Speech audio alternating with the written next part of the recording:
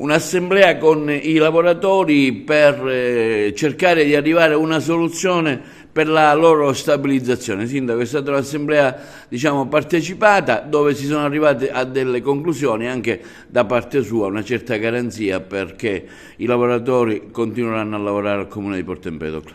Sì, oggi c'è stato questo incontro con i sindacati e con i lavoratori perché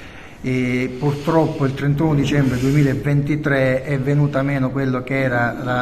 la proroga prevista dalla legge Madia, e quindi dal 1 gennaio 2024 i lavoratori di alcuni comuni di questa provincia, in particolare Porto Empedocle, Favara e Casteltermine, sarebbero dovuti restare a casa perdendo un diritto acquisito già da circa 30 anni. Con grande spirito di collaborazione anche con il prefetto, che ci è stato molto vicino in questi giorni e in queste settimane, abbiamo fatto un'ordinanza di proroga per evitare che staccassero anche un solo secondo per poi perdere questo diritto. L'Assemblea regionale, investita di questa incombenza, ha approvato in Commissione Bilancio un emendamento che prevede una proroga per questi ex articolisti, un collegato che sarà pubblicato la prossima settimana. È chiaro che da parte dei lavoratori in primis, dei sindacati, ma anche da parte nostra c'è questa preoccupazione di evitare che venga meno le condizioni per poterli successivamente stabilizzare, quindi procederemo anche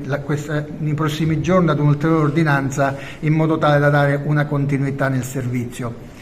Però l'invito che faccio io alla Deputazione nazionale a questo punto, che l'emendamento è votato dall'Assemblea, dalla Commissione Bilancio all'Assemblea regionale, venga inserita nelle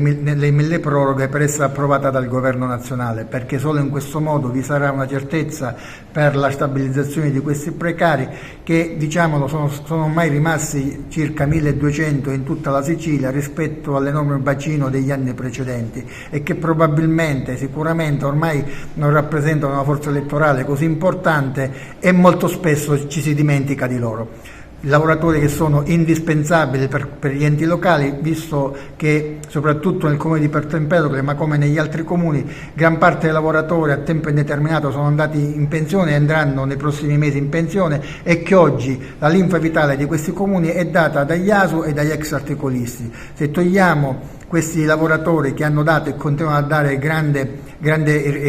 lavoro a questo comune, è chiaro che questi comuni avranno semplicemente una cosa da fare: prendere le chiavi e portarli al prefetto, perché nel caso contrario non ci saranno più le condizioni per offrire un servizio alla cittadinanza. Quindi ringrazio ancora una volta l'eccellenza del prefetto per la grande disponibilità che ci ha dato, ringrazio i deputati regionali per aver votato in commissione questo collegato alla finanziaria, e invito adesso i deputati nazionali a fare in modo che questo emendamento venga inserito nelle milleproroghe e finalmente si dia una legittimazione a questi lavoratori che da molto tempo aspettano la stabilizzazione.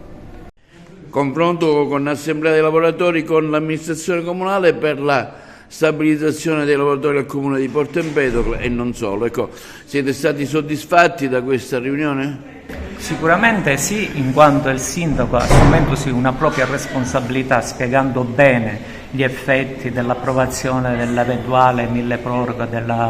che va in un certo senso ad annullare quelle che erano le direttive della Madia, e grazie anche a un supporto dei nostri politici che dovrebbero in qualche modo andare a sollecitare questa cosa, diciamo che possiamo essere soddisfatti per quanto riguarda l'impegno preso del sindaco, che attiverà una prosecuzione delle attività lavorative, che dall'altro lato era completamente inconcepibile non pensare a una cosa del genere, o che si cessasse un'attività amministrativa comunale come quella che è il Comune di Porto Empedocle, ma stessa sorte guardiamo bene che a Favara e Casteltermine. Quindi siamo soddisfatti da questo punto di vista. Certo, aspetteremo poi le direttive in seguito, i lavoratori saranno sempre attenti dietro le organizzazioni sindacali a che si risolva il problema nel miglior modo possibile, e direi anche con una certa celerità, perché non si può dall'oggi domani stare sempre con questi pericoli o aspettare che ci sia un buon senso da parte di qualche amministrazione comunale attraverso i sindaci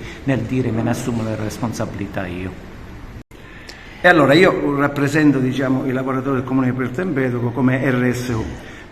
Abbiamo avuto l'esigenza di fare questa assemblea perché in questi giorni, a partire da fine anno e in questo mese, c'è stata quasi un'assenza della deputazione regionale e anche nazionale su una problematica contingente, che sono i comuni che sono usciti da un dissesto ma non sono riusciti ancora a riequilibrare, quindi non sono nelle condizioni di stabilizzare il proprio personale a tempo determinato. E purtroppo in questo pastoie è caduto il comune di Porto Empedocle,